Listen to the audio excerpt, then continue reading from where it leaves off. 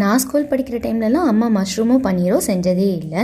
In fact நான் first mushroom try பண்ணதே வந்து காலேஜ் போன பிறகு தான். ஸ்கூல் ஃப்ரெண்ட்ஸ் யாராவது கொண்டு வந்திருந்தாலும் தான் தெரிஞ்சிருக்கும். பட் அதுவுமே நான் டேஸ்ட் பண்ணாதனால இது ரெண்டுமே எனக்கு ரொம்பவே புதுசாக இருந்துச்சு. அம்மா எப்போவுமே அடிக்கடி திரட்டுப்பால் செஞ்சுட்டே இருப்பாங்க. எனக்கு விவரம் தெரிஞ்ச பிறகு தான் தெரியும் திரட்டுப்பாலில் சக்கரை போடாமல் இருந்தால் தான் அது பன்னீர் அப்படின்னு.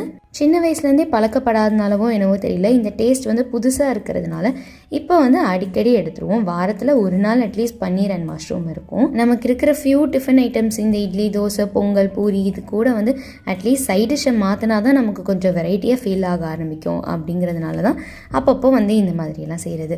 ஸோ அன்றைக்கி வந்து பன்னீர் பட்டர் மசாலா வைக்காமல் அதே ஸ்டைலில் மஷ்ரூம் போட்டு வச்சுருந்தேன். அதுக்கு காம்பினேஷன் சப்பாத்தி நல்லா இருந்திருக்கும். பட் நான் சப்பாத்தி போடுறனாலே என் ஹஸ்பண்ட் இல்லை வேண்டாம் நீ தோசையோ இட்லியோ செஞ்சுருவாங்க. ஏன்னா அபூர்வமாக தான் பூரியோ சப்பாத்தியோ நல்லா வரும்.